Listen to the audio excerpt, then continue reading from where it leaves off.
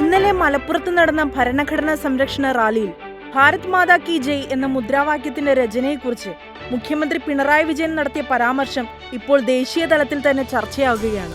ഭാരത് മാതാ കി ജയ് എന്ന മുദ്രാവാക്യം ഉണ്ടാക്കിയത് മുസ്ലിമായ അസീമുല്ല ഖാനാണെന്നായിരുന്നു മുഖ്യമന്ത്രിയുടെ പരാമർശം. 2014 ഒന്നാം നരേന്ദ്രമോദി സർക്കാർ അധികാരത്തിൽ വന്ന ശേഷം ജയ്ഹിന്ദ് പോലെ തന്നെ ചർച്ചയായ മറ്റൊരു മുദ്രാവാക്യമാണ് ഭാരത് മാതാ കി ജയ്. ഈ മുദ്രാവാക്യത്തിന്റെ ചരിത്രത്തെക്കുറിച്ച് വെളിച്ചം വീശുന്ന ചില പരാമർശങ്ങളാണ് മുഖ്യമന്ത്രിയിൽ നിന്നും ഉണ്ടായത്. ഇന്ത്യയുടെ സ്വത്തായാണ് ഇതിനെ കാണുന്നത്. അതേപോലെ തന്നെ ഈ പറയുന്ന RSSകാർ അറിയോന്നറിയില്ല, ഷാജഹാൻ ചക്രവർത്തിയുടെ മൂത്ത മകൻ ദാരാ ഷിക്കോ, അദ്ദേഹം സംസ്കൃതം പഠിച്ച് 50 ഉപനിഷത്തുക്കളാണ് പേർഷ്യൻ ഭാഷയിലേക്ക് പരിഭാഷപ്പെടുത്തിയത്. അതുകൊണ്ടാണ് ഉപനിഷത്തുക്കളുടെ സാരം ലോകം അറിയുന്നതിന് ഇടയായത്. പേർഷ്യയിലേക്ക് അദ്ദേഹം ഉപനിഷത്തുക്കൾ തർജ്ജമ ചെയ്തപ്പോൾ ആ തർജ്ജമ ചെയ്ത ഉപനിഷത്തുക്കൾ പിന്നീട് ഡ്യൂപ്പറോൺ എന്ന പാതിരി ലത്തീൻ ഭാഷയിലേക്ക് തർജ്ജമ ചെയ്യാൻ തയ്യാറായി. അവിടുന്നത് പിന്നീട് ഷോപ്പനോവറെ പോലുള്ളവർ ഇംഗ്ലീഷിലേക്കും പരിഭാഷപ്പെടുത്തി. അപ്പോൾ ലോകമാകെ ഉപനിഷത്തിൻ്റെ സാരം എത്തിച്ചേർന്നു. അതിനിടയാക്കിയത് ഷാജഹാൻ്റെ മകൻ ദാരാ ഷിക്കോ ആയിരുന്നു എന്നത് RSSകാർ അറിയുമെന്നറിയില്ല. ഇപ്പോൾ ചില പരിപാടികളിലൊക്കെ ചില സംഘപരിവാർ നേതാക്കൾ വന്ന് അവരുടെ മുന്നിലിരിക്കുന്ന ആളോട് ഭാരത് മാതാ കി ജയ് എന്ന് വിളിക്കണമെന്ന് പറയുന്നില്ലേ? ഈ ഭാരത് മാതാ കി ജയ് മുദ്രാവാക്യം ആരാണ് ഉണ്ടാക്കിയത്? ഏതെങ്കിലും സംഘപരിവാറുകാരനാണോ? അത് സംഘപരിവാറുകാർക്ക് അറിയുമെന്നറിയില്ല. അയാളുടെ പേര് അസീമുള്ള ഖാൻ എന്നാണ്. അസീമുള്ള ഖാൻ ഈ പറയുന്ന സംഘപരിവാറിൽപ്പെട്ടയാളല്ല എന്നത് അവർക്ക് അറിയുമെന്നറിയില്ല. ഏതായാലും 19-ാം നൂറ്റാണ്ടിൽ മറാം വംശത്തിലെ പേർഷ്യയായിരുന്ന മറാഠ വംശത്തിലെ പേർഷ്യയായിരുന്നു നാനാ സാഹേബ്. അദ്ദേഹത്തിൻ്റെ പ്രധാനമന്ത്രിയായിരുന്നു ഈ പറയുന്ന അസീമുള്ള ഖാൻ. അദ്ദേഹമാണ് ഭാരത് മാതാ കി ജയ് എന്ന മുദ്രാവാക്യം ആവിഷ്കരിച്ചത് എന്നത് ഓർക്കണം. ഒരു മുസ്ലിമാണ് തയ്യാറാക്കിയത് എന്തുകൊണ്ട് ഇനി നാളെ ഭാരത് മാതാ കി ജയ് എന്ന് വിളിക്കേണ്ടതെന്ന് അവർ വെക്കുമെന്നറിയില്ല. അതേപോലെ തന്നെ പഴയ ഒരു ഡിപ്ലോമാറ്റായിരുന്നു ആബിദ് ഹസൻ സഫ്രാനി. അദ്ദേഹമാണ് ജയ്ഹിന്ദ് എന്ന മുദ്രാവാക്യം ഉണ്ടാക്കിയത്. അപ്പോൾ ജയ്ഹിന്ദും മുസ്ലിമിൻ്റെ സംഭാവനയാണ് എന്നർത്ഥം.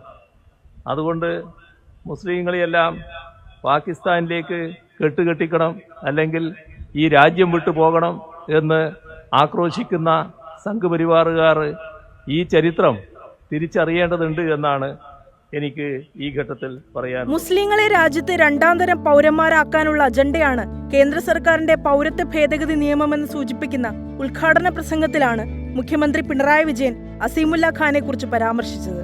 ഭാരത് മാതാ കി ജയ് എന്ന മുദ്രാവാക്യം മുസ്ലിമായ അസീമുല്ല ഖാനാണ് ഉണ്ടാക്കിയതെന്നതിനാൽ RSS ഇനി ആ മുദ്രാവാക്യം വിളിക്കേണ്ടെന്ന് വെക്കുമോ എന്ന് മുഖ്യമന്ത്രി ഇന്നലെ 100 കണക്കിന് ആളുകളെ സാക്ഷിയാക്കി ചോദിച്ചു. എല്ലാ ഇന്ത്യക്കാരും അഭിമാനത്തോടെ വിളിക്കുന്ന ഭാരത് മാതാ കി ജയ് എന്ന മുദ്രാവാക്യം വിളിക്കപ്പെടുന്ന പശ്ചാത്തലങ്ങൾക്കും അത് ദ്യോതിപ്പിക്കുന്ന അർത്ഥത്തിനും എന്തൊക്കെ ചരിത്രപരമായ മാറ്റങ്ങൾ വന്നുവെന്ന് ചിന്തിക്കാൻ കൂടി പ്രേരിപ്പിക്കുന്നതായിരുന്നു മുഖ്യമന്ത്രിയുടെ ആ ഓർമ്മപ്പെടുത്തൽ. ഭാരത് മാതാ കി ജയ് എന്ന് ഏറ്റുവിളിക്കാൻ അസദുദ്ദീൻ ഒവൈസി വിസമ്മതിച്ചപ്പോൾ ഉണ്ടായ വിവാദം മുതൽ ലോകം മുഴുവൻ ഭാരത് മാതാ കി ജയ് എന്ന് വിളിക്കണമെന്ന് പറഞ്ഞ RSS അധ്യക്ഷൻ മോഹൻ ഭാഗവതിന്റെ പ്രസ്താവന വരെ ഭാരത് മാതാ കി ജയ് എന്ന മുദ്രാവാക്യത്തിന്റെ അർത്ഥതലങ്ങളെക്കുറിച്ച് പല ചർച്ചകളും ഉണ്ടാക്കിയിട്ടുണ്ട്. ഭാരത് മാതാ കി ജയ് എന്ന മുദ്രാവാക്യം ഉണ്ടാക്കിയത് അസീമുല്ല ഖാൻ എന്ന മുസ്ലിമാണെന്നത് മാത്രമല്ല, ഈ മുദ്രാവാക്യം പിറന്നത് ഭാരതമെന്ന ആശയത്തിനായി ഹിന്ദു മുസ്ലിം ഐക്യം അനിവാര്യമാണെന്ന് രാജ്യത്തിലെ ഒരു കൂട്ടം വിവേകമുള്ള യുവാക്കൾ തിരിച്ചറിഞ്ഞ ഘട്ടത്തിൽ കൂടി ആയിരുന്നു എന്നത് പ്രസക്തവുമാണ്. കൊളോണിയലിസത്തിനെതിരെ രാജ്യമൊട്ടാകെ നടത്തിയ ചെറുത്തുനിൽപ്പായ 1857 ഒന്നാം സ്വാതന്ത്ര്യ സമരത്തിലെ പ്രധാന തന്ത്രജ്ഞരിൽ ഒരാളായിരുന്നു അസീമുല്ല ഖാൻ. ബ്രിട്ടീഷുകാരുടെ ഭിന്നിപ്പിച്ചു ഭരിക്കലിലും അധികാരമുറപ്പിക്കലിലും മനം മടുത്ത് തിരിച്ചടിക്കാൻ കൊതിച്ചു നിന്ന നാട്ടുരാജ്യങ്ങൾക്ക് പോരാട്ടത്തിന് ശരിയായ ദിശാബോധം നൽകിയ നേതാവായിരുന്നു അസീമുല്ല ഖാൻ. അന്ധമായ ബലപ്രയോഗത്തെക്കാൾ ചില ആസൂത്രിത പ്രവർത്തനങ്ങൾ കൂടുതൽ ഫലം ചെയ്യുമെന്ന് അദ്ദേഹം മനസ്സിലാക്കി. ഇംഗ്ലീഷും ഫ്രഞ്ചും നന്നായി വശമുണ്ടായിരുന്ന അസീമുല്ല ഖാൻ ആദ്യം കോളേജ് അധ്യാപകനായും പിന്നീട് കാൺപൂർ ഭരണാധികാരിയായിരുന്ന നാനാ സാഹേബ് പേഷ്വയുടെ ഉപദേഷ്ടാവായും ജോലി നോക്കി. കാൺപൂരുമായി ബന്ധപ്പെട്ട നിയമപ്രശ്നങ്ങൾ ചർച്ച ചെയ്യാനായി പലപ്പോഴും അദ്ദേഹം ഇംഗ്ലണ്ടിലും പോയിട്ടുണ്ട്. തന്റെ ലോകയാത്രകൾക്കിടെ മാൾട്ടയിലെത്തിയപ്പോൾ റഷ്യൻ സൈന്യം ആംഗ്ലോ ഫ്രഞ്ച് സൈനികരെ മാൾട്ടയിൽ പരാജയപ്പെടുത്തിയതായി അദ്ദേഹം മനസ്സിലാക്കി. അവരുടെ യുദ്ധതന്ത്രങ്ങൾ അദ്ദേഹം വിശദമായി പഠിച്ചു. ഫ്രാൻസും ക്രിമിയയും സന്ദർശിച്ച് അതാത് രാജ്യങ്ങളിലെ ഭരണാധികാരികളുടെ രാഷ്ട്രീയവും യുദ്ധതന്ത്രങ്ങളും നിരീക്ഷിച്ചു. കൊളോണിയലിസത്തെ നേരിടാൻ ഒന്നിച്ചു നിൽക്കണമെന്ന് അസീമുല്ല ഖാൻ മനസ്സിലാക്കി. ബ്രിട്ടീഷ് സൈന്യത്തിനെതിരെ പോരാടാൻ മനസ്സുള്ളവരുടെ പിന്തുണ തേടി അദ്ദേഹം മറ്റ് നാട്ടുരാജ്യങ്ങളുടെ ഭരണാധികാരികൾക്ക് നാനാ സാഹേബിനെ കൊണ്ട് കത്തുകൾ എഴുതിപ്പിച്ചു.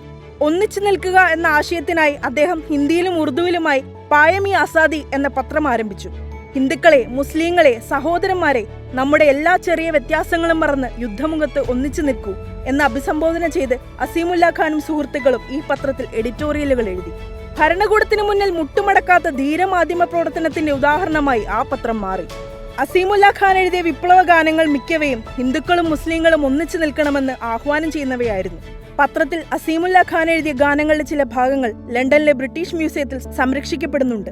ഖാൻ ഉൾപ്പെടെയുള്ളവർ ഉയർത്തിവിട്ട ആശയങ്ങളുടെ വിസ്ഫോടനം കൂടിയായിരുന്നു ഒന്നാം സ്വാതന്ത്ര്യ സമരം. ഇതിനിടെ 1857 അസീമുല്ല ഖാൻ ഭാരത് മാതാ കി ജയ് എന്ന മുദ്രാവാക്യം ആദ്യമായി കൊണ്ടുവന്നതെന്ന് വിശ്വസിക്കപ്പെടുന്നുവെങ്കിലും ഇതിൽ ഇന്നും തർക്കങ്ങൾ നിലനിൽക്കുന്നുണ്ട്.